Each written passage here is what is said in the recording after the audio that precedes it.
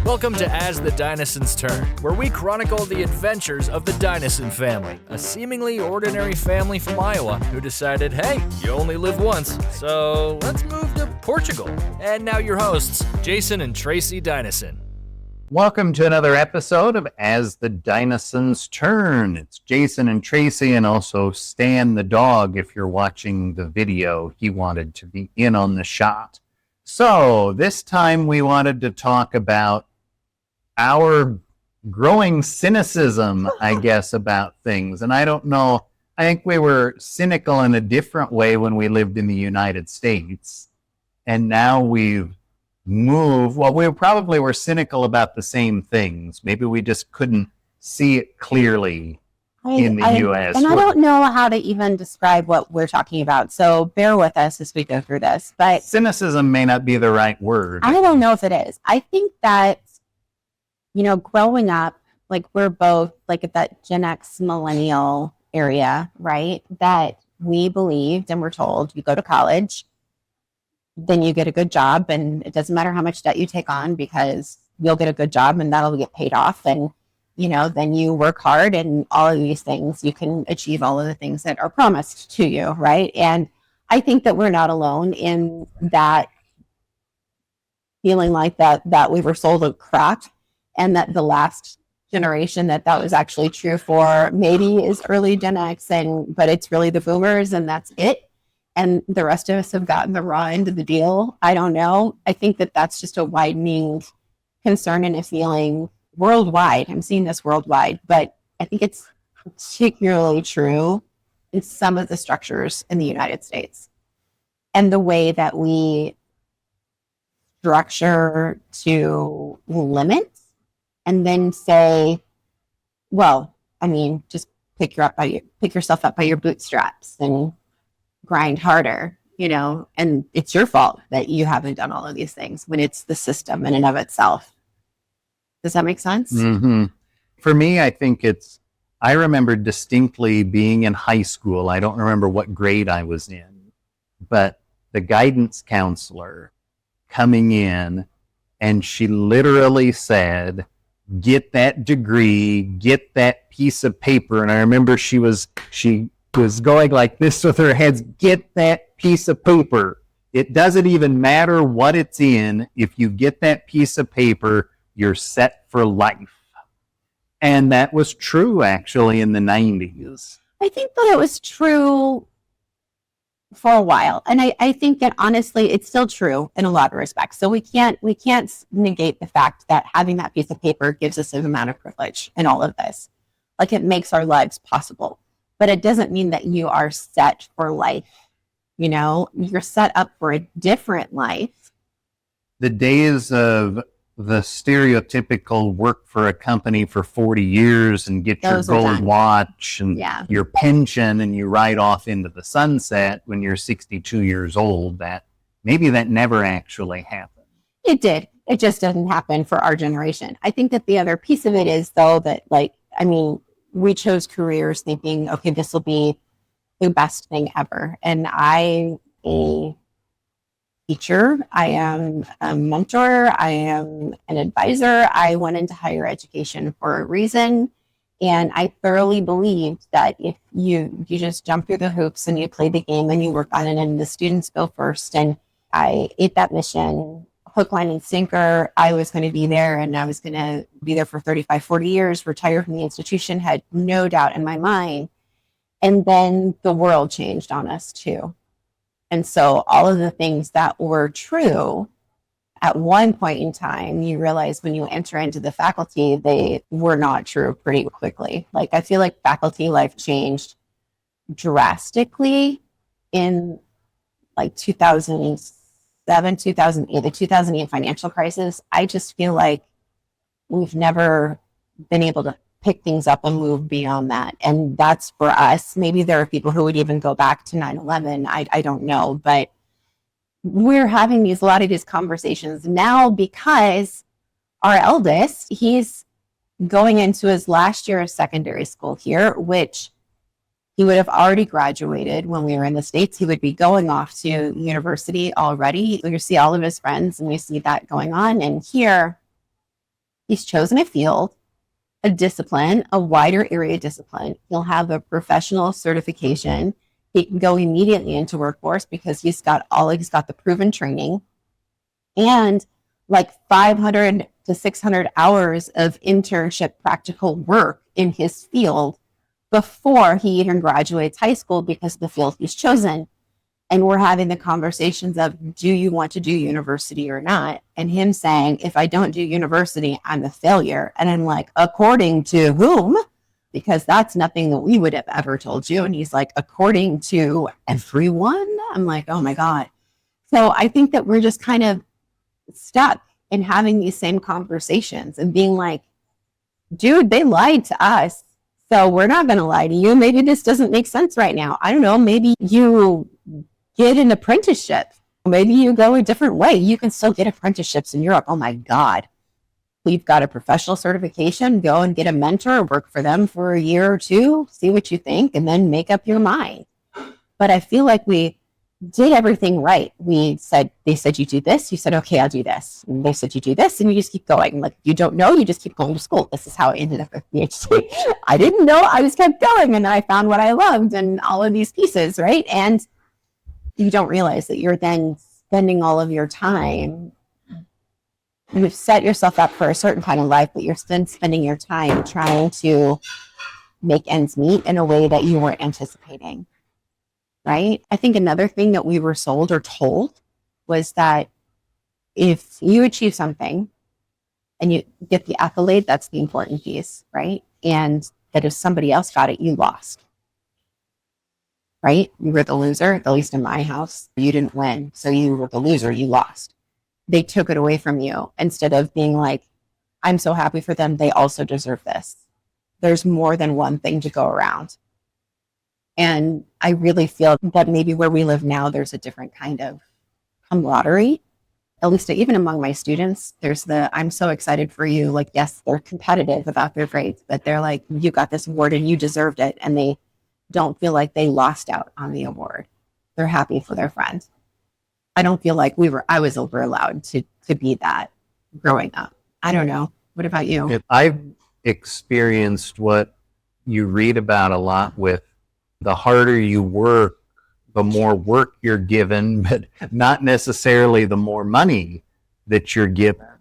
I've experienced that. Oh, me too. I've experienced not getting things like promotions because you're too valuable at what you do, that they don't want you to do anything else because you're too good at what you do. Yeah. And now it's like, I look at having success in business, but it's like the more money we make, the more we spend, even when we try not to. Yeah. And it's like everybody else gets the money first. There's nothing left for us. I mean, it is true that the average person has been squeezed the last 50 years or so. It's not that people lived lives of luxury back in the olden days, but it's also true that you didn't have to go to college and you didn't have to do all the bullshit that people do to try to get a job and 5 different interviews or 7 different rounds of interviews or whatever. Yeah. You could get a job anywhere, and it was enough to at least pay for an apartment and food on the table. And I don't know about you, but I would hear stories of people like, oh yeah, I wanted a new Mustang, so I just worked some overtime or whatever for a few months. I know, you're like, well, good for you. Bought it with cash. And people could have nice things, even if they didn't live in luxury. I remember Grandpa Dallas, one of his like scorecard things with people was, when did they get a color TV? And like, old so-and-so, he got a color TV in 1965. I don't know. What I think, quite frankly, is that everybody is feeling the squeeze, and no matter how much money you earn, you never have enough money. And so you also never have enough money for all of the savings and retirement and the things they tell you you should be doing. But it's because the system is rigged. I'm convinced. This is not capitalism. This is post-capitalism. This is like corporate greed at its finest. And yet you see the exact same thing worldwide. Like, Housing is outrageously expensive. It's expensive here. It's way overpriced what it should be. I think that's true everywhere. Like, we just made up this number and said, well, somebody will pay it. And it's like, what? Well, who? You know, at some point, who? Like, we're having these conversations of, okay, so what do you want to do with your life? Let's just be clear the fact that there are sacrifices that come along with that. And we will help you as much as we can, but you're not going into debt for something. I don't feel like we were ever, I definitely was never financially educated, like ever. And I think that I don't even know how to educate my children on finances right now, because I can't say it doesn't matter how hard you work, you're never going to earn enough money to own your own house or any of those things. So good luck. But I think a lot of people are drawing that conclusion, though. Oh, they definitely are. I mean, look at the statistics. It's crazy. You look at the data. And again, this is my data nerd thing going on, but you look at the data. No human being can earn a living. We know that this generation has it worse than previous generations. And supposedly we had it better than the generation before that. But we're sitting here going, according to whom? Who decided that was better? I don't know. And I think that's what we're struggling with right now in having this conversation. And I, as somebody who wants people to be successful and wants to help others, it's just really hard because you can't even make it work for yourself sometimes. It's hard to know what to say and what to do. And I know that in our lives, we're not the only parents that are struggling with this right now, having conversations with their kids about these types of things. And then also loving the dream of our youngest wants to be a gamer. He wants to be a computer programming person to write games. And he's like, I'll work for a company at some time. And you're like, okay, but if AI can do the coding, they obviously can do that piece. So should you be looking at design? Should you be looking at storytelling? Should you be looking at development? If you don't even know how to direct where you put your time and your effort anymore, I feel like we're stuck in a world that's changing too fast. The rate of change, I mean, the world always has changed, but I think that in the past, generally, you could get into a career and it would still be there in 20 years. But nowadays, you get into a career, it might not be there in 2 weeks. I feel like the systems that we believe truly work will be sacrificed at the altar of corporate and individual greed instead of even thinking about what is best for the collective, because the collective doesn't matter. And that's the part that I'm struggling with. Well, there you go. Rantings. You're Gen X, and I technically am, although You are. I'm on the border with You're millennials. not as young as you think you are. You are Gen X. I was You were born in the 70s. Give me a freaking break. No, 1978. But I really was delayed by a year in kindergarten, so I view it as 1979, which is very close to millennial. So I always identify more with millennials. But I do think career-wise, we do identify really well with millennials because you did your second career right in the middle of the millennial, entry. And I had such a delay from going to graduate school. I entered into the career world with people who were millennial, just starting their careers. And so we've had this conversation that career-wise, we feel a lot more millennial than Gen X in a lot of cases, Definitely too. career-wise, that is for sure. I feel like it's just a hard world right now. And I do feel like we were, you're promised a lot, or you're told that if you work hard, you can achieve and do anything. That's not true. You can work hard to achieve things or to get your way there. It doesn't mean that the odds fall in your favor. It doesn't mean that you suddenly are going to just miraculously manifest it and make it happen. It could not. It's luck too. And you've been in different industries from what I've been in, but hard work doesn't get you ahead. In fact, the worst workers that I've ever seen tend to be the ones who actually have the run of the place, whether they're the manager or they're just the person or persons who actually everything revolves around. And that's once upon a time, I thought, oh, that's just that place. But then you see it in other places, and then doing what I do as an accountant, you see it with other workplaces that you observe, and it's like there's something off with what we're told versus what the reality is in so many different ways. I'd have to say that I was very lucky. I had wonderful colleagues. I, though, believed in a mission and did all of the things that were asked of me and wanted to lead and be an important and care for other people as much as they cared for me and for our students. I wanted to make their lives easier. And in doing so, I found myself trapped in a situation that I didn't know a way out of and couldn't figure out. But I think more than that, there's also the idea of when a system is broken and you're in the middle of the system and you're trying to do what's best for the people that are right in front of you, it's exhausting and it's hard.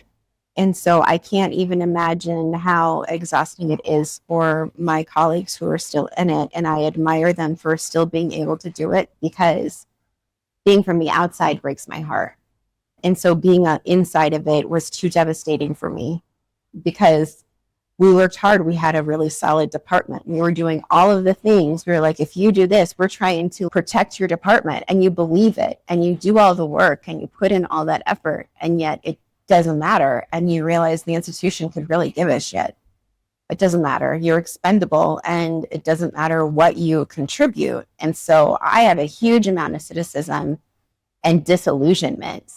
And I think that you probably do too, in a lot of those respects, that there was a lot of pain. I think to deal with. My cynicism anymore, it used to be centered on industries like broadcasting or tax preparation, and now it's more just economic cynicism of like, the more you work, the more that other people seem to make money and not you. And that's been my big holdup the last several years, is you work hard and you're making more money than ever, but yet there's never enough money. Because everything costs way more. Everything costs way more, and there's other people with their hands on it before us. I think that we're all having the same conversation worldwide as to what is the answer and what are the conversations we should be having, and how do you address the systems? Because I think when you're talking about economics and the economy itself, it is a system, and we could be making different decisions, and yet we're not making those decisions because we're not thinking about the best for humanity and the collective. And I think that's really hard. We could be making different decisions. We're probably going to get canceled. That's fine. I was like, whatever. I'm already on somebody's list someplace, I'm positive. So that's fine. But I do think that we could be saying no. We could be slowing down AI. We could be letting it collapse and not do anything for it. We could be ensuring that education is funded at the levels as it should be. Even at the levels it was in the 1980s would make a huge difference in today's dollars. We could be doing all of these things, and yet we make the decision not to, because your success and your survival isn't my problem. And I'm so over that. And I see some things that people say are changing, and I'll wait and see, because I don't believe it, because of everything that we've seen before. I don't know. Wow, we are a downer. It is a downer episode, isn't it? Well, but I have to say, like, we're having these conversations. These are real conversations. As somebody who thoroughly believes in education, and education is the way to change your social status and to change your life, I still would not advocate for somebody to take on the amount of debt that we took on for education.